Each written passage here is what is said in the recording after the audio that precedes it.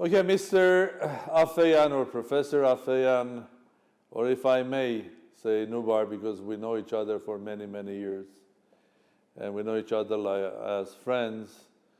I'm happy that we're having this discussion, but I'm also sorry that you couldn't make and coming to Dilijan to be present personally at the third Armenian Summit of Minds.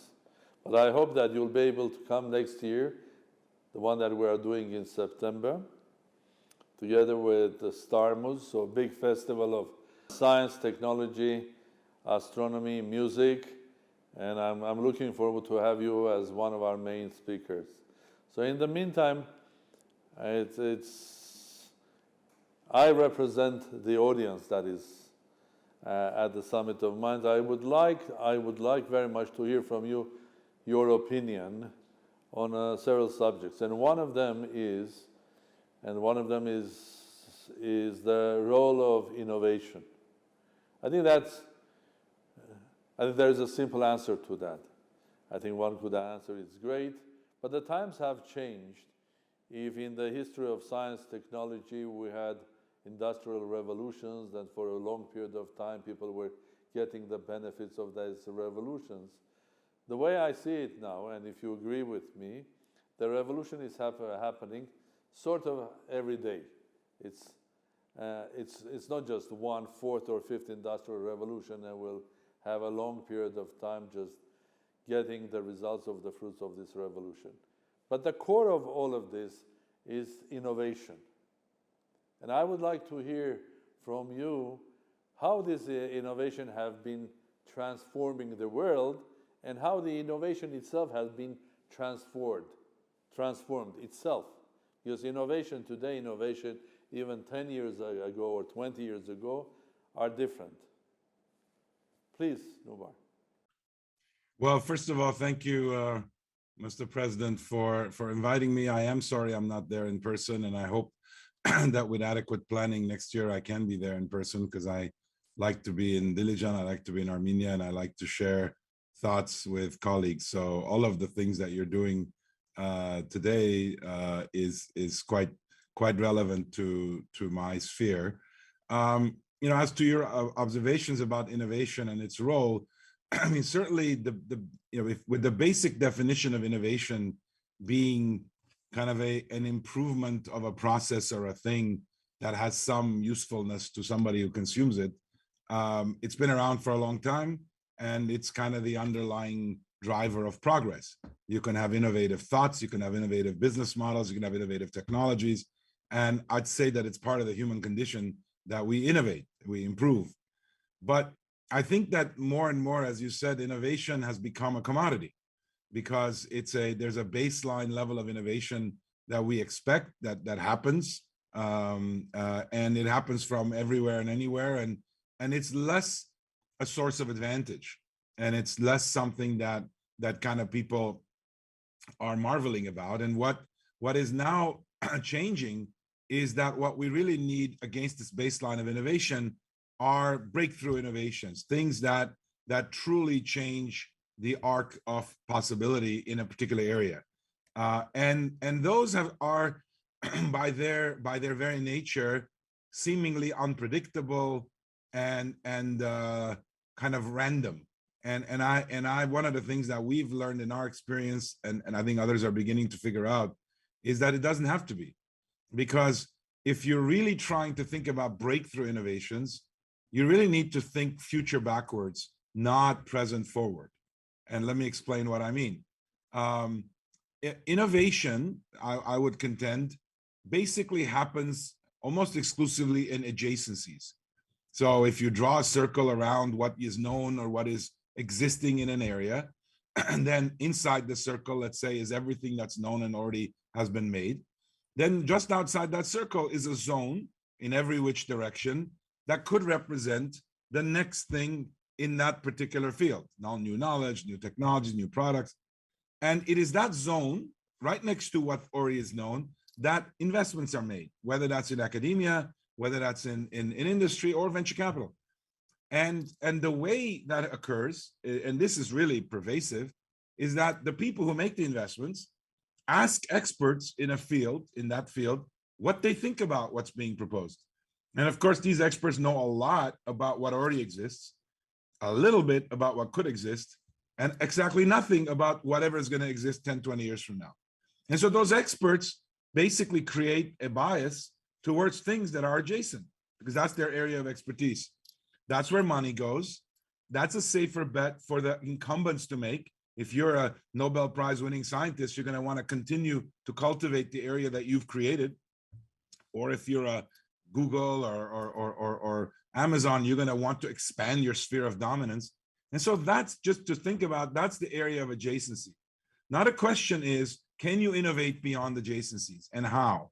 And for that, you need to really just escape that kind of gravity, that dogmatic thinking that the only thing worth working on is something that other people can tell you is a good idea.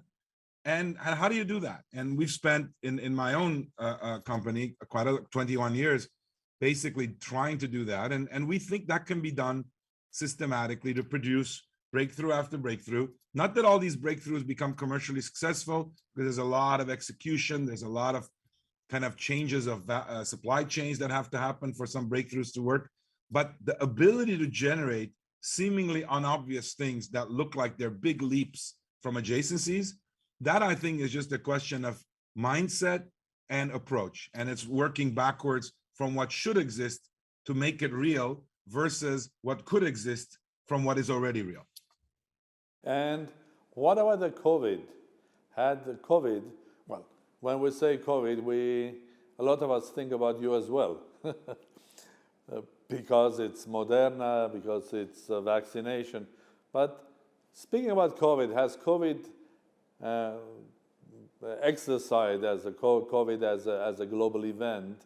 Has it exercised a change on the process of innovation, helped, or the other way around? Well, I mean, I think the pandemic broadly has and will have significant effects Is that an accelerator?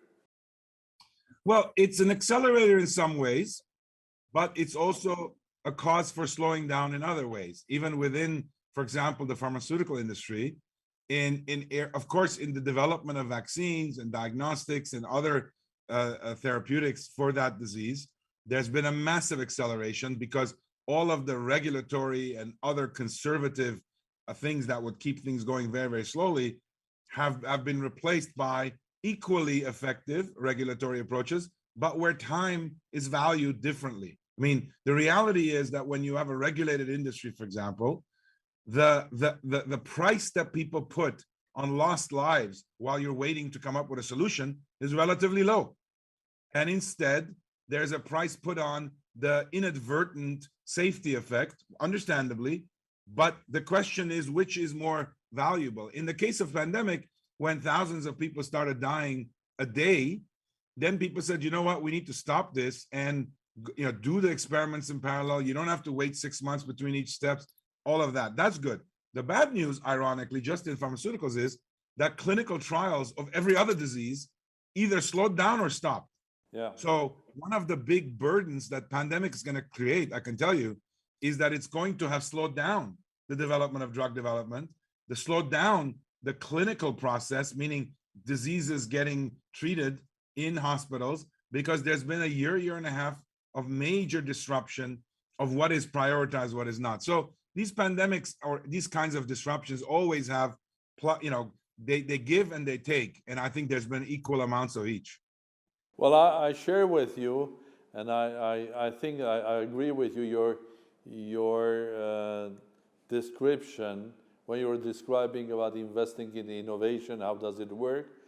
And if I may interpret that, so there's one classical way of doing that when you were describing that there are experts of different ranks and they can come with and advise the society or advise the, scientific society, investor society. So the classical way going from today to the future. While what you were saying that there's this process mostly in this new world is not classical. I like to call it's quantum. So because it's quantum, you don't go from A to B, you go basically where is the future, and then maybe you calculate the probability how to reach there with what are the possible paths. And of course, innovation in one specific sector is not isolated. And the world, and this quantum world or this rapid evolution world, is developing itself not only in biotechnology or pharmaceuticals, but also in artificial intelligence, in IT, in many other sectors. So how do you see, because you are in the middle of all of this, how these things work together? What's the influence of other sectors of development or other innovations on your sector, which is the biotechnology and pharmaceutical? Yeah, let me answer in two ways. First, I would say that your idea of kind of thinking of it as quantum, in the biological sense, this notion that you can be in multiple places at the same time and essentially have a kind of a probabilistic set of solutions pushed against the problem is the essence of essentially Darwinian evolution. Because Darwinian evolution does not presume the solution. It basically creates a diversity of solutions against any given problem, meaning any survival challenge. Yeah. And whatever solution survives is the solution, and you can't know which one it is a priori. So there's this diversification-based, multiple end states-based way to make progress. And in fact, the reason that's important to us is that our entire flagship's entire innovation methodology, which we described very recently in a Harvard Business Review article on the topic of innovation, it's called Emergent Discovery is what we call it, is all based on this notion that you have to create multiple solutions, multiple possible states, and then let them compete for which one ends up being the optimal one. And that is a way to make much more rapid progress than one solution at a time, kind of the human-centric, design-oriented kind of, in the world we live in, humans have become kind of the supreme drivers of the answer, and goal-based design is kind of a valued thing. Nature laughs at goal-based design because the goal keeps shifting. So how could you possibly do goal-based design? So I'd say that is an important shift that's beginning to happen. And of course, related to that is, to answer your question, for example, one of the big technological advances, which is not a breakthrough today, it's one that's been happening for a while, is in fact artificial intelligence and machine learning, which has become more accessible, more affordable, and more powerful than it had been in the past decades. And as a result, it is beginning to disrupt and enable this process. Because if you can calculate 1 million chess moves at once, as opposed to 100 at a time, or you could calculate 15 moves ahead, because of your ability to create models to do this and simplify the search space, you can equally calculate all the different states a string of amino acids could take when it folds into a protein, which means that instead of trying to figure out purely quantum mechanically exactly how all the forces work, you just create all the possible alternatives and let them compete for a objective function. That is a major interface between fields that's totally transforming what we can do. And there's many more examples like that. Well, what you are saying is quite encouraging for me as well. If you try to understand not only what's happening in mechanical world or the quantum mechanical world, in the biological world, which is basically again quantum mechanical, as you said, because you have to leave all possible options to basically get their way ahead, and the competition or evolution, whatever you call it, will take place.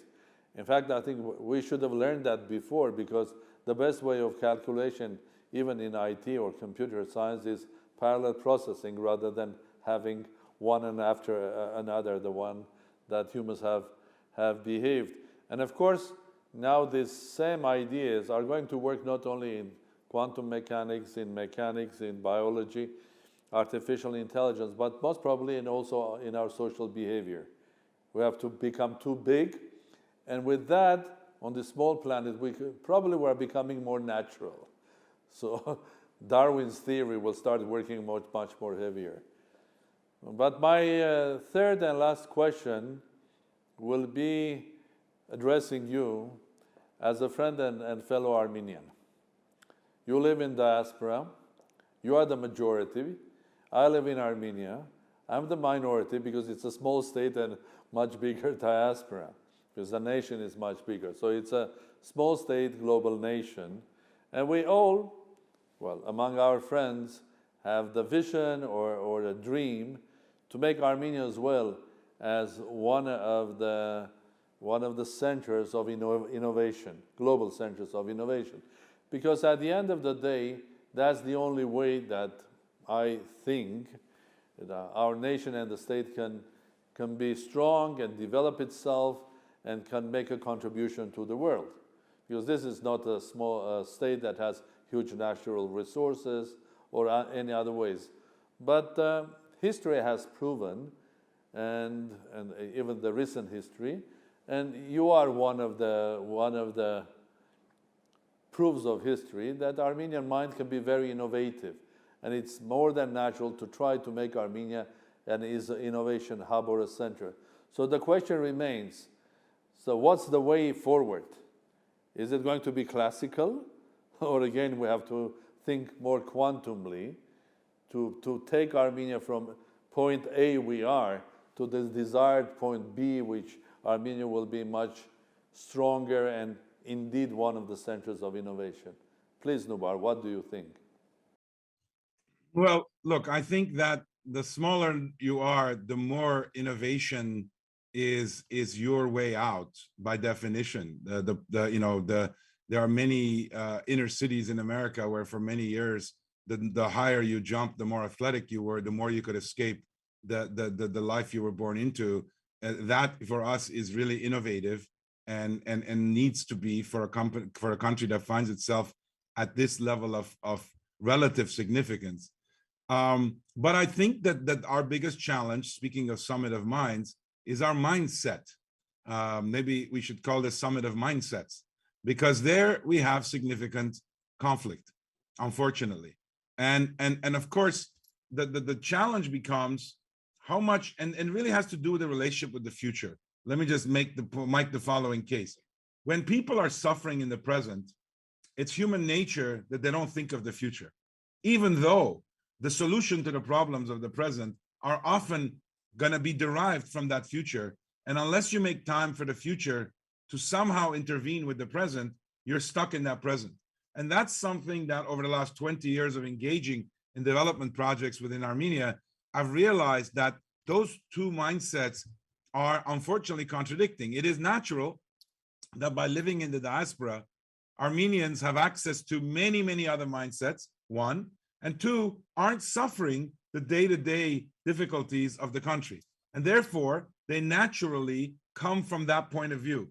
The question is, can there be intellectually, socially room made for these mindsets to be able to persist, for these plants to be able to be rooted into that garden? Or does the soil always reject that for understandable reasons that are rooted in suffering and current problems and etc.? And of course, as you well know, I don't want to delve into the world of politics, but people elect governments based on what they can do for them today. Unfortunately, not what they do for them tomorrow. And if the only solutions for today is to focus on those who are only interested in today, it's very hard to imagine. Although politics is an art of promise. Well, but unfortunately, it's promise about, it's the unrealistic future, promise about today. Yeah. No, but politics is about the art of promise about today, unrealistically. In fact, those promises are much more realistic if you give them some time, but the time usually exceeds the election cycles. So this is something that as Armenians, we have to go back to our thousands of years history and find a way to sit around the table and say, how do we get Armenians from wherever they live to believe in the ideal of a revived Armenia and Armenians, and kind of how do you merge the possibilities that can come from future backwards thinking? And only then do I think innovation becomes a weapon for advancement. Only then can you expect cooperation. And that's the big challenge we all stand in front of. Well, I fully agree with you that the solution of today's problems is in the future. And in order to basically solve our problems today, we have to be working very hard and targeting ourselves to the future. Otherwise, if we're stuck only in today, we will never do that. Today is more linked to the past rather than to the future. So I agree with you. To sort our issues today, we have to focus on tomorrow, work on tomorrow, develop things for tomorrow. And I also agree with your point that living outside Armenia and living inside Armenia, there are two different mindsets. So you put it very, very elegantly about the mindsets here. Because living outside opens for you a sort of opportunity, different mindsets. And that's why probably when we think about Armenia today, we can think about two models. One is a closed model, wherein the dominance of today inside Armenia is strong, and another model, which is an open model, when we basically utilize, use, or work together with the world, and specifically with the Armenian diaspora. And for that, I mean, practically, as the President of the Republic, I'm working on changing the Constitution, Mr. Afeyan, dear Nubbar. A Constitution change that will allow you as an Armenian that has Armenian passport, any day or a time, if needed, come and serve, and if you are ready, come and serve your country. And bringing together with you not only the knowledge you have, not only the experience that you have, but also your mindset, which is global. This is what the country needs. Yeah. Well, look, I commend you for that, and I think that's an important step, because not until there is a legal framework that is acknowledging of these deficiencies is this going to be solved. And there are thousands of people like me at various stages that are going to be that are from the same kind of idealistic mindset of wanting a better Armenian state, but are somewhat limited to what they can do. Let me just say one quick thing, because I know we're out of time. Yes, please. You know, a lot of this has also to do, and to especially my Armenian colleagues, a lot of this has to do with belief. You know, one of the things I tell people is that major progress is an act, first and foremost, of leaps of faith. And leaps of faith are based on the belief that when you land in that leap, you are in a better place.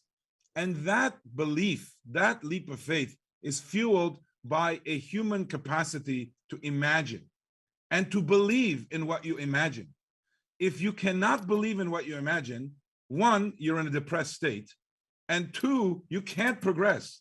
And so one of the interesting things is, for a country that is deeply rooted historically in faith, which is itself a religious act, an act of believing in a future, a promise of a future, we have to find it within our history, within our culture, to be able to believe again in a better future. And because that's my biggest worry, is that we have lost our belief in our ability to be in a better place. And without that, imagination shuts down, ability to leap shuts down, and you do incremental things and you stay exactly where you are. That's the biggest, to me, challenge. And the pandemic should make us realize that we need big solutions, not small solutions, to be able to progress. Well, on that sort of, I would say an optimistic note, because what you are saying is showing a path where we have to go, where we have to believe things, and we have to believe that if we behave quantumly and flying from here to that place is the best place, and this is where we have to be.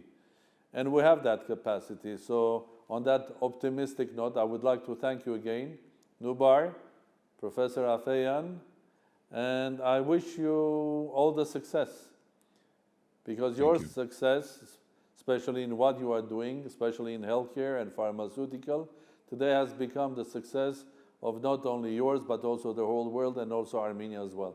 Thank you, Nubbar. Thank you very much for having me.